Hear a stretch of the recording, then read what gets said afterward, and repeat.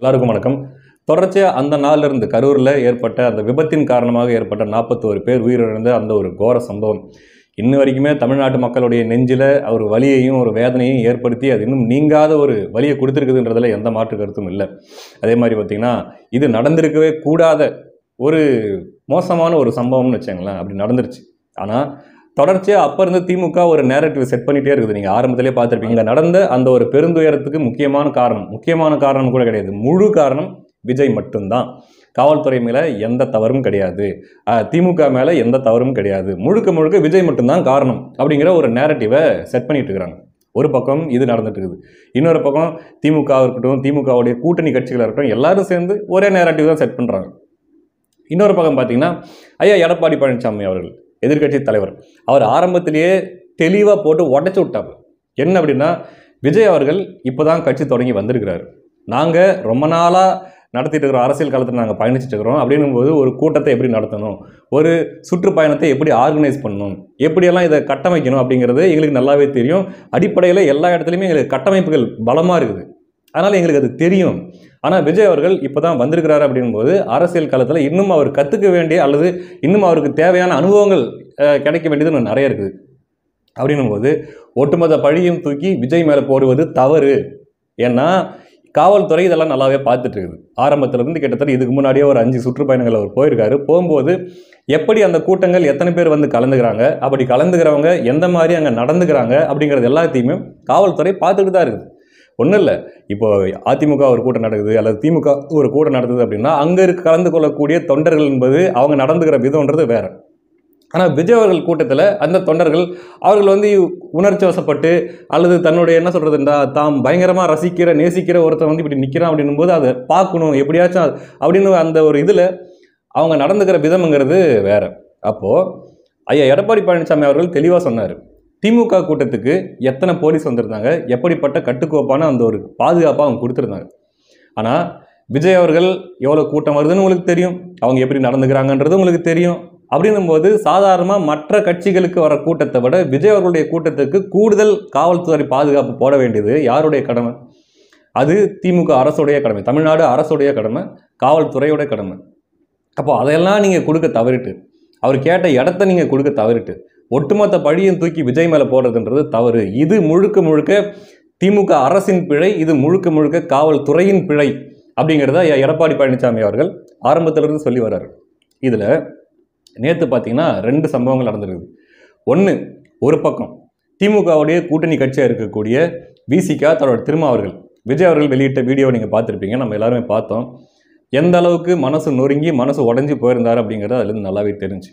கிட்டத்தட்ட நீங்கள் சொல்லலாம், விஜய் வந்து எந்த கவலையும் கிடையாது, பாருங்க எத்தனை பேர் இப்படி செத்து கிடக்கிறாங்க, அவர் பாட்டு விட்டுட்டு போயிட்டாரு, அவருக்கு அவன் மக்களை பற்றிலாம் அவருக்கு கவலையே கிடையாது, அவருக்கு வந்து தன்னுடைய பலத்தை காட்டணும், தன்னுடைய செல்வாக்க கூட்டத்தை காட்டணுங்கிறது மட்டும்தான் அவருடைய நோக்கம், அதுக்காக எத்தனை பேர் செத்தாலும் கவலை இல்லைன்ட்டு ஒரு குரூப்பு பைத்தியகாரத்தனமாக பேசிகிட்டு இருக்கு. அது தெரியாமல் தான் கேட்குறேன். இப்போ தான் புதுசாக அரசியல் கட்சி தொடங்கி வராரு. இதுக்கு முன்னாடி தமிழ்நாட்டு மக்கள் மனசில் அவர் தான் உச்சகட்ட சினிமாவில் உச்சகட்ட நட்சத்திரம். அந்த அளவுக்கு தமிழ்நாட்டு மக்கள் மனங்களில் இடம் பிடித்த தன் வீட்டு பையனாக தமிழக மக்களால் பார்க்கப்பட்ட ஒரு நபர் தான் விஜய் அவர்கள். அப்படின்னும்போது இப்போ தான் ஆரம்பித்து வராரு. ஆரம்பித்து கொஞ்ச நாள்லேயே இப்படி ஒரு மோசமான சம்பவம், இதெல்லாம் எந்த கூட்டத்திலையும் நடக்காது, அப்படிப்பட்ட ஒரு மோசமான சம்பவம் எடுத்த எடுப்பிலே விஜய் அவர்களுக்கு நடக்குது அப்படின்னா எந்த அளவுக்கு அவருடைய மனது அல்லது அவருடைய உளவியல் பாதிக்கப்பட்டிருக்கும் அப்படிங்கிறது நம்மளால் தெளிவாகவே புரிஞ்சிக்க முடியுது. அதை கூட புரிஞ்சிக்க முடியல அப்படின்னா எப்படிப்பட்ட மனிதர்கள் எனக்கு புரியல. இதில் ஒரு குரூப் கிளம்பி வந்துட்டாங்க, ஏண்டா அங்கே அத்தனை பேர் செத்து கிடக்குறாங்க, அத்தனை பேரோட குடும்பங்கள் வலி வேதனை அனுபவிச்சுட்டு இருக்குது, உங்களுக்கு அவங்கள பற்றிலாம் கவலை இல்லை, இப்போ விஜய் தான் ஏதோ கஷ்டப்படுறாருன்ட்டு அவருக்கு முட்டு கொடுக்க வந்துட்டீங்கன்ட்டு முட்டாள்தனமாக கேட்டுட்டு இருக்கிறாங்க. இந்த ஒரே உலகத்திலே ஒரே மனிதநேய குரூப் இருக்குது இல்லையா, அந்த குரூப் கிட்ட கேட்குறேன், ஏயா உங்களுக்கு மட்டும்தான் வலி வேதனை இருக்குதா, நீங்கள் மட்டும்தான் அவங்களை நினச்சி கவலைப்படுறதா நீங்கள் கற்பனை பண்ணிட்டு இருக்கிறீங்களா? தமிழ்நாட்டில் வேறு யாருக்குமே அதை பற்றி கவலை இல்லை, வலி வேதனை இல்லை. தமிழ்நாட்டில் அதை நினச்சி வேதனைப்படாதவங்க கஷ்டப்படாதவங்க யாருமே கிடையாது. அதனால் என்னமோ உங்களை மட்டும்தான் பெரிய மனிதநேயவாதிகள் மாதிரியும் மற்றவங்களாம் ஏதோ ஒருத்தருக்கு ஜால்ரா அடிக்கிற மாதிரி பேசுகிற இந்த அயோக்கியத்தனத்தை முதல்ல நிறுத்துங்க, சரியா? இங்கே இதை வச்சு அரசியல் பண்ணிட்டு இருக்கிறாங்க. யார் அரசியல் பண்ணிட்டு இருக்கிறாங்கன்ட்டு உங்களுக்கு நல்லாவே தெரியும். ஒட்டுமொத்த பழியும் ஒருத்தர் மேலே போட்டு தப்பிச்சிக்கலாம் அப்படின்ட்டு ஒரு குரூப் அரசியல் பண்ணிட்டு இருக்குது. அப்போது அந்த இடத்துல இதை பேச வேண்டியது, இதை சொல்ல வேண்டிய கட்டாயம் இருக்குது. ஐயா எடப்பாடி பழனிசாமி அவர்கள் நேற்று பார்த்தீங்கன்னா தருமபுரி கூட்டத்தில் பேசியிருக்காரு. முதல்ல எடுத்த உடனே 2 நிமிஷம் நம்ம அங்கே இறந்து போன மக்களுக்காக நம்ம மௌன அஞ்சலி செலுத்துவோம் அப்படின்ட்டு மௌன அஞ்சலி செலுத்துறாரு. அதுக்கப்புறம் இது வரைக்கும் கூட என்ன சொல்கிறது, இவங்கெல்லாம் காரணமாக இருப்பாங்க, காவல்துறை ஒரு காரணமாக இருக்கும் அப்படின்ற மாதிரி பேசிகிட்டு இருந்தவர் நேற்று ஒரே அடி முழுக்க முழுக்க திமுக அரசு தான் காரணம், முழுக்க முழுக்க காவல்துறை தான் காரணம்ட்டு ஒரே அடி அடிச்சிட்டார்.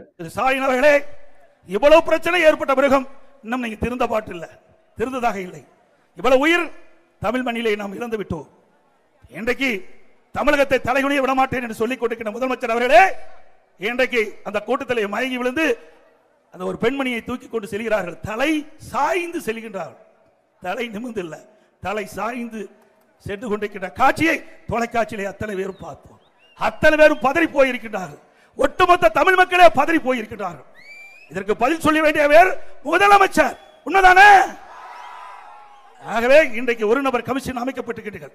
எந்த தகவலாக இருந்தாலும் ஒரு நபர் கமிஷன் இடத்திலே தான் குறிப்பிட வேண்டும். அதிகாரிகளை வைத்து, தன்னுடைய அதிகாரத்தை வைத்து இதை உண்மை சம்பவத்தை மறைத்து விடலாம் என்றால் நிச்சயமாக நடக்காது. உண்மை சம்பவம் மக்கள் பார்த்து கொண்டுதான் இருக்கிறார் என்பதை முதலமைச்சர் உணர வேண்டும். அது மட்டுமல்ல, அங்கே இருக்கின்ற கரூர் நகரத்தில் இருக்கின்ற அங்கே இருக்கின்ற ஒரு முன்னாள் அமைச்சர், ஏன் பதற, ஏன் பதற? மடியில கனம் இல்ல, வழியில பயம் இல்ல, அப்படி இருக்க வேணும். ஆனா உன் பயம் தெரியுது, முகத்துல பயம் தெரியுது, உன் சொல்லுல பயம் தெரியுது.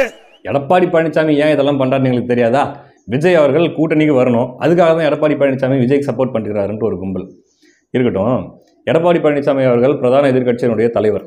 இன்னும் கொஞ்ச நாளில் தேர்தல் வரப்போது. திமுக அந்த பக்கம் ஒரு கூட்டணி அமைச்சு உட்காந்துட்டு இருக்கிறாங்க.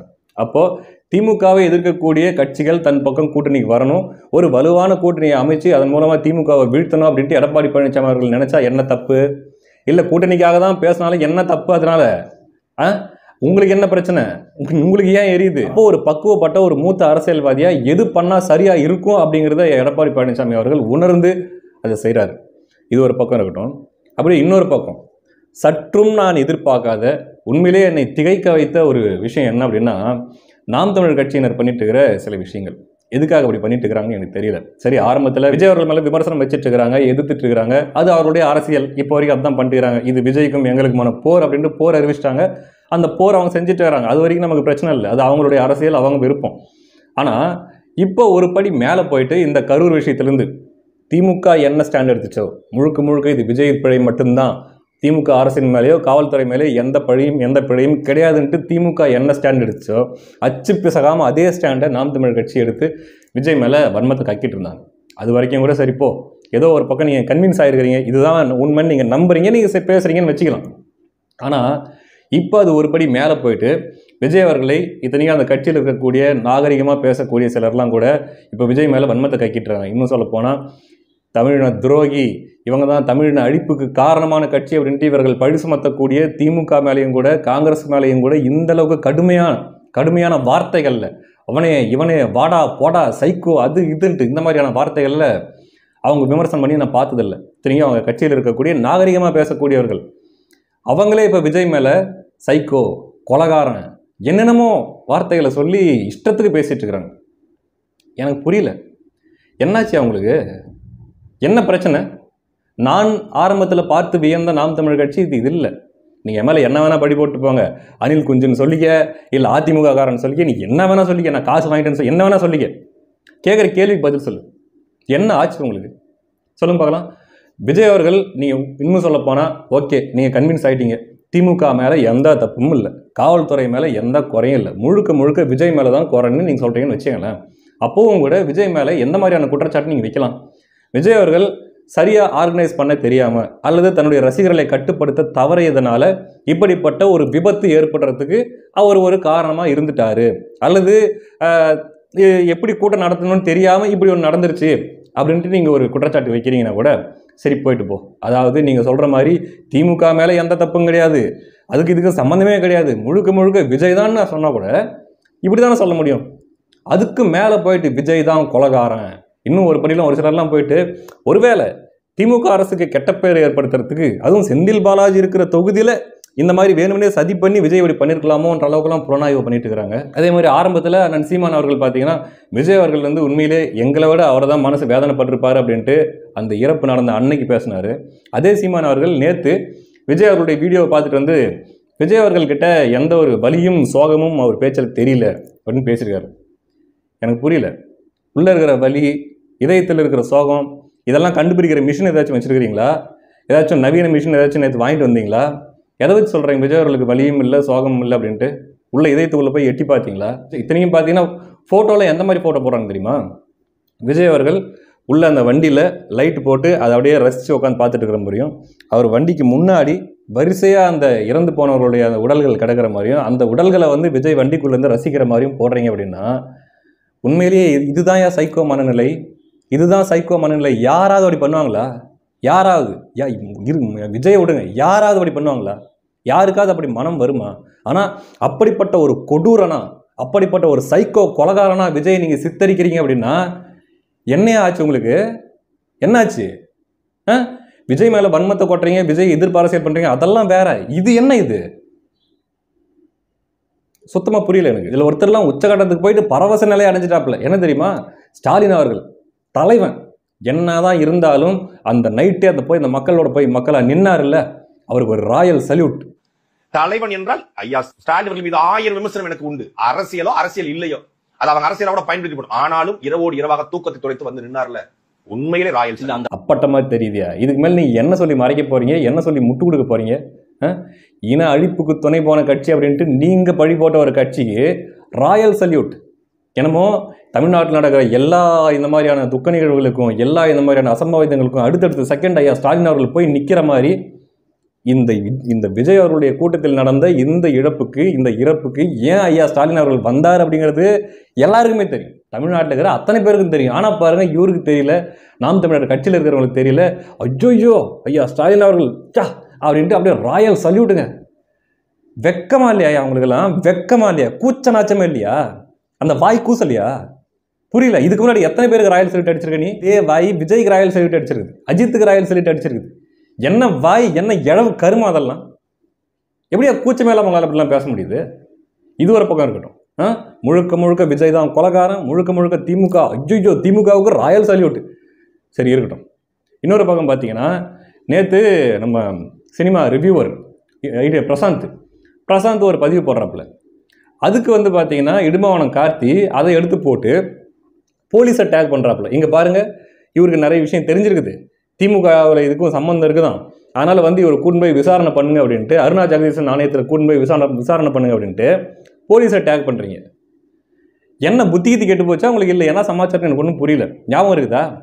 சரி, டேக் பண்ண தான் டேக் பண்ணீங்க. டிஎன் போலீஸ்ன்னு டேக் பண்ணுறதுக்கு பதிலாக டேரெக்டாக வருண்குமார் ஐபிஎஸ்ஸை நீங்கள் டேக் பண்ணியிருக்கலாமே.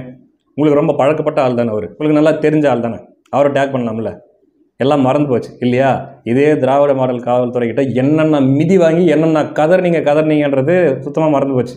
ஆனால் சீமான் அவர்களுடைய வீட்டுக்கு வெளியே போயிட்டு பொம்பளை கேஸில் வெளியே வந்து வேணும்னே சீமான் அவர்களே அசிங்கப்படுத்தணுன்னே வெளியே நோட்டீஸை ஒட்டி வீட்டுக்குள்ளே போயிட்டு உள்ளே இருக்கிற செக்யூரிட்டியை தரன்னு இழுத்துக்கிட்டு போயிட்டு அவங்க மேலே கேஸை போட்டு என்னென்ன அராஜகத்தை இவங்க கட்ட விட்டு விட்டாங்க, அது மூலமாக எந்த அளவுக்கு நீங்கள் பாதிக்கப்பட்டீங்க இருக்கிறதெல்லாம் மறந்து போச்சு. ஆனால் இப்போது வேற ஒருத்தர் இதில் விஜய் மட்டுமே குறை சொல்ல முடியாது, திமுக அரசின் குறை, திமுக அரசின் பிழை இதில் இருக்குது அப்படின்னு ஒருத்தர் சொன்னதுக்காக டிஎன் போலீஸை டேக் பண்ணுறீங்கன்னா உடன்பிறப்போட கேவலமான உடன்பிறப்பாக மாறி நிற்கிறீங்களே. என்னையா ஆச்சு உங்களுக்கெல்லாம்? விஜய் மேலே நீங்கள் கருத்தியால விமர்சனம் நிற்கிறீங்க, ஈவேராவை தூக்கி பிடிக்கிறாரு, திராவிடத்தை தூக்கி பிடிக்கிறாருன்ற மாதிரியான விமர்சனங்கள் வைக்கிறீங்க அப்படின்னா ஓகே. அதே மாதிரி தன்னுடைய ரசிகர்களை வந்து அரசியல் படுத்த தவறிட்டாரு, இன்னும் அவர்கள் ரசிக மனப்பான்மையில தான் இருக்கிறாங்க, இன்னும் அரசியல் மையப்படுத்தப்படலைன்ற மாதிரியான விமர்சனங்கள் வைக்கிறீங்கன்னா ஓகே. அந்த குற்றச்சாட்டுகள் விஜய் அவர்கள் மேலே இன்னும் இருக்கு. இது என்ன? ஒருத்தன் நடான்னா ஸ்டாலினுக்கு ராயல் சல்யூட்டுங்கிறான், இன்னொருத்தன் நடான்னா திமுகவை கேள்வி கேட்டதுக்காக போலீஸை டேக் பண்ணுறான். என்னையா நடந்துட்டு இருக்குது? என்ன ஆச்சு உங்களுக்கு? என்ன பிரச்சனை உங்களுக்கு? நீங்கள் நினச்சிட்டு இருக்கிறீங்க விஜய் நம்ம வந்து எக்ஸ்போஸ் பண்ணுறோம், மக்களெல்லாம் பார்த்துட்டு அடடா ஆமா இத்தனை நாள் நமக்கு விஜய் பற்றி தெரியவே இல்லை, இவங்க சொல்லியிருக்க சொல்லதாண்டா நமக்கு விஜய் பற்றி தெரியுது அப்படின்ற மாதிரி மக்கள் நினைக்கிறாங்கன்னு நினச்சிட்டு இருக்கிறீங்களா? மக்கள் எந்த பார்வையில் இதை பார்த்துட்டு இருக்கிறாங்கன்னு உங்களுக்கு தெரியுமா? எதை பற்றியும் கொஞ்சம் கூட கவலை இல்லைல்ல. மொத்தமாக விஜய் மேலே வன்மத்தை கொட்டணும். ஆனால் ஆரம்பத்தில் சொன்னால விஜய் மேலே குற்றச்சாட்டு வைக்கிறதா இருந்தால் மிஞ்சி போனால் என்ன குற்றச்சாட்டு வைக்கலாம்? நிர்வாகத்தை சரியாக பண்ண தவறிட்டதுனால இப்படி நடந்துச்சுன்ற குற்றச்சாட்டு வைக்கலாம். வேற என்ன குற்றச்சாட்டு? கொலைகாரன், திட்டமிட்டு கொலை பண்ணிட்டாரு, சைக்கோ, இதையெல்லாம் மக்கள் ரசிப்பாங்கன்ட்டு நீங்கள் நம்பிட்டு இருக்கிறீங்களா? இல்லை இதெல்லாம் தெரியலையா? ஒரு மாதிரி மக்களுக்கு எந்த மாதிரியான மனநிலை உங்கள் மீது ஏற்படுத்தும், எந்த மாதிரியான ஒரு தோற்றத்தை ஏற்படுத்தும்ன்றது உங்களுக்கு புரியலையா? உங்களுக்கு இருந்தாலும் பரவாயில்ல, எவ்வளோ இமேஜ் டேமேஜ் ஆனாலும் பரவாயில்ல, மக்கள் நம்மளை எந்த அளவுக்கு ஒரு மாதிரி நினைச்சாலும் பரவாயில்ல, நம்ம இதை கண்டிப்பாக செய்யணும் அப்படின்னா அந்த அளவுக்கு அழுத்தம் யார்கிட்ட இருந்தால் உங்களுக்கு வருதா, அல்லது யாரு இந்த மாதிரியான கேள்விகள் மக்கள்கிட்ட வரத்தானே செய்யும்? எனக்கு தெரியல.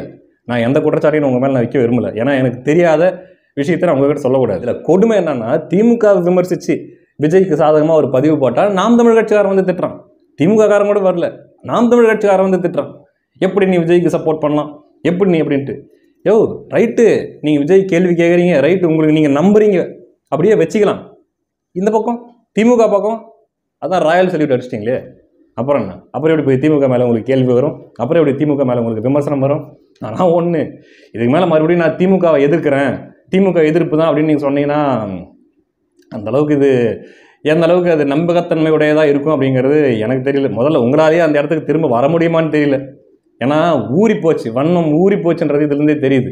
ஏன் இப்படி மாறினீங்க, எதனாலன்றது எனக்கு தெரியல. அதனால் இப்படியா போயிட்டுருக்குது. ஒரு பக்கம் ஒட்டுமொத்த ஈக்கோ சிஸ்டமும், டிஎம்கே ஈக்கோ சிஸ்டமும், அந்த ஈக்கோ சிஸ்டத்துக்குள்ளே என்டிகேவும் உட்காந்துக்கிட்டு அதோட சேர்ந்த ஈக்கோ சிஸ்டமும் சேர்ந்து விஜய் தான் கொலகாரன்ற அளவுக்கு படி போட்டுருக்குது. இன்னொரு பக்கம் எடப்பாடி பழனிசாமி அவர்கள், அவர் ஒரு மெச்சூர்டான ஒரு பொலிட்டீஷியன் தான். அவர் அரசியல் பண்ணுறாருன்னே வச்சுக்கங்களேன், தனக்கு சாதகமாக பண்ணுறாருன்னே வச்சுக்கங்களேன், இருந்துட்டு போட்டுமே. ஏன்னா உங்களை தவிர மற்ற எல்லாருமே அரசியல் பண்ணுறாங்கன்றது தான் எல்லா கட்சியினுடைய கருத்தும். நான் பொதுவாக ஒருத்தரை சொல்லலை, நம்மளை தவிர எல்லாருமே அரசியல் தான் பண்ணுறாங்க, நம்ம மட்டும்தான் மனசாட்சிக்கு தகுந்த மாதிரி நம்ம நடந்துட்டு இருக்கிறோன்றது எல்லா கட்சியுமே நம்பக்கூடிய ஒரு விஷயந்தான், அல்லது சொல்லக்கூடிய ஒரு விஷயம் தான். அப்படியே வச்சுக்கங்க. அரசியலே பண்ணாலுமே ஒரு முதிர்ந்த ஒரு பக்குவப்பட்ட ஒரு அரசியல்வாதி எப்படி அரசியல் பண்ணணும் அப்படிங்கிறது ஐயா எடப்பாடி பழனிசாமி அவர்களுக்கு தெரியுது. எது மக்கள் மனசில் இடம் பிடிக்கும், அல்லது எந்த ஒரு செயலை இப்போ செஞ்சால் அது நமக்கு மட்டும் இல்லை, அது எல்லாருக்குமே சாதகமாக இருக்கும் அப்படிங்கிறது ஐயா எடப்பாடி பழனிசாமி அவர்களுக்கு தெரியுது. அந்த வகையில் உண்மையாகவே ராயல் சல்யூட் அடிக்க வேண்டியது ஐயா எடப்பாடி பழனிசாமி அவர்களுக்கு தான். ஏன்னா நேற்று பார்த்தீங்கன்னா அதுக்கு முன்னாடி அரூர் கூட்டத்திலையும் தெளிவாக பேசியிருக்காரு. எதுக்கு இங்கே பாருங்கள் எவ்வளோ போலீஸ் இருக்காங்க, இதுக்கு முன்னாடி இவ்வளோ போலீஸ்லாம் இங்கே நிற்கவே இல்லையே, இப்போ மட்டும் எப்படி இவ்வளோ போலீஸ் இங்கே வந்தாங்க? அப்போது நீங்கள் நினச்சா முடியும்.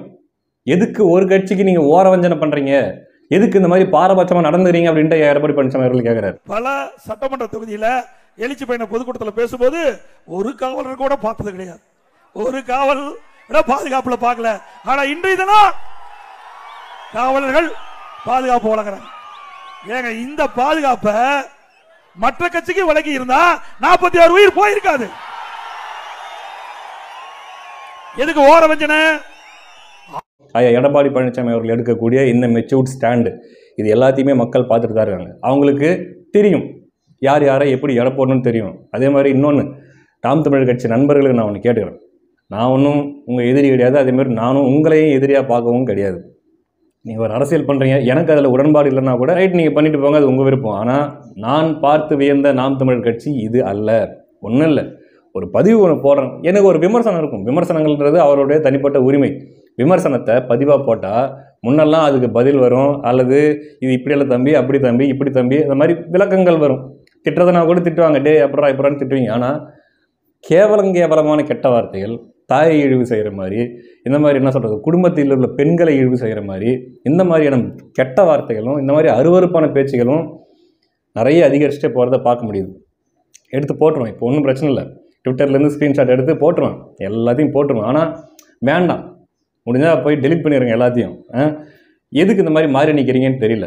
அதாவது திமுகவுக்கு ஆதரவாக போகிற மாதிரியான ஒரு ஸ்டாண்டு, திமுகவுக்கு ஆதரவாக நீங்கள் பண்ணுறீங்கன்ட்டு நான் குற்றச்சாட்டு வைக்க விரும்பல. ஆனால் திமுகவுக்கு சாதகமாக இருக்கிற மாதிரியான ஒரு ஸ்டாண்டை நீங்கள் எடுத்துட்டீங்க, ரைட்டு.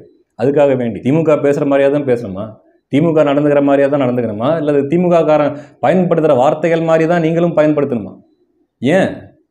ஏன் இந்த அளவுக்கு தரம் தாழணும்? தயவு செஞ்சு கூடிய சீக்கிரம் சரி பண்ணிக்கங்க, கூடிய சீக்கிரம் திருத்திக்கங்க. இந்த போக்கு உண்மையில் மிகவும் ஆபத்தான போக்கு, மிகவும் ஆபத்தான போக்கு. நாகரிகத்துக்கு பேர் போனது நாம் தமிழர் கட்சின்ட்டு ஒரு காலத்தில் பேர் வாங்கின கட்சி நாம் தமிழர் கட்சி. ஆனால் இப்போ என்னடான்னா, எது திமுக ஐடி, எது நாம் தமிழர் ஐடி, ஒரு வித்தியாசமும் தெரியல. இது டிஎம்கே ஐடிவிங்க, என்டிகே ஐடிவிங்கன்னு ஒரு வித்தியாசமும் தெரியாத அளவுக்கு போயிட்டு இருக்குது. உண்மையிலேயே குற்றஞ்சாட்டணும் உங்களை அந்த நோக்கத்தில் சொல்ல.